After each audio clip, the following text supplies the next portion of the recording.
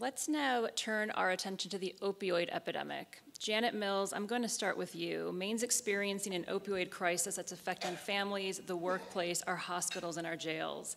What is your top priority to address this crisis? That's important, saving lives. We read in the newspaper recently that dozens of seals washed up on the beaches of Scarborough and Cape Elizabeth, and people were appalled. It was front page news, top of the fold. But when 180 people died in the first 6 months of this year, we're not talking about it. Let's talk about it and stop stigmatizing the problem and stigmatizing those who are victims of substance use disorder. Let's help save their lives and then turn them around. I believe in a system where a person wants help, they get help, and that includes getting insurance for them, getting health care coverage when they want treatment so they can get treatment.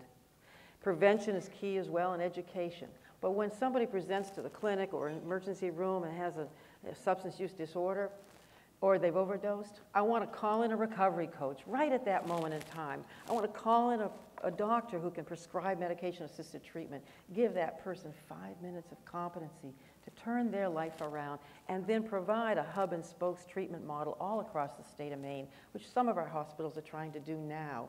That takes leadership from the state. I've been on 2 task forces. I'm sick of talking about it. I want to get it done. I've got a 10-point plan. It's on my website. I hope you look at it. There is a lot of great recovery centers that are springing up across Maine. I mean, Bob's from Milestone. We recently went to the Macaulay House, which is through Mercy. Maine Health has a recovery center in Biddeford. ENSO is a private recovery center. Every one of them agreed to my proposal, which was this. We need a data-driven matrix system in our programs. So you choose to set the standards, okay? Not less than 5 and not more than 10 matrix that you want to measure in your program. It'll be standard across the recovery centers.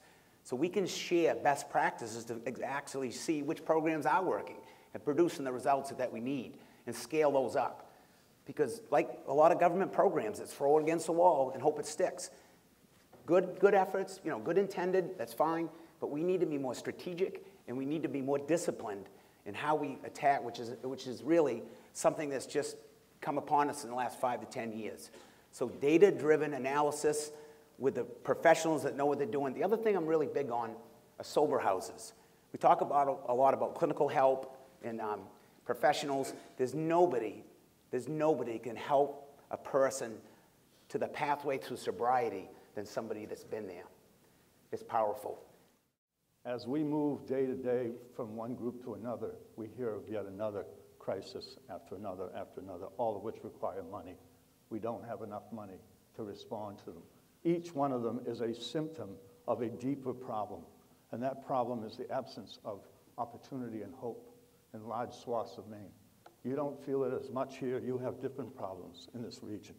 But in large parts of Maine, there's a hopelessness that has taken root and has led to frustration, fear of the future, anger, expressed itself in our politics. It is noteworthy to me that the federal government just passed a huge opiates bill, and the vote in the Senate was 99-1. You cannot get a vote for the time of day in the United States Senate to be 99-1. Why did they do that while for 2 years we were locked in a kind of hyper-partisan gridlock on this issue? One side saying we want more enforcement, the other side saying we want more services. Yes, we want both. Why could we not find common ground? That is the fundamental issue in this campaign. Why can't we get things done? I would submit to you it's because we have 2 major parties stuck in old ideas and more intent on stopping the other party than getting anything done. I would suggest to you that the thing that's held us back the most in the state of Maine is partisanship, because we've known about this challenge. We've been talking about it in the public policy arena now for 6 years, and talking about it using that same word, the word crisis. So why is it? Because our politics have become about keeping score and tit for tat and ruling by press release instead of actually focused on the problem. So I want to be focused on the problem. The other piece that I think we have to be conscious of is there's a significant stigma attached to substance use and substance abuse. And when somebody avoids coming forward for assistance because of that shame, we're all part of why we believe that about substance use. We're judgmental about it. We need a leader that understands that this is a brain disease, and that if you're gonna fix it, if you're gonna help people get well, they have to be willing to admit that they're sick, and that there will be treatment for them when they step forward. You know, we haven't put any state dollars, any significant state dollars at all, at this crisis that we've had for 6 years. It's time we pony up. And I think where we need to put the money is on treatment. If someone steps up for treatment, they shouldn't be put on a wait list.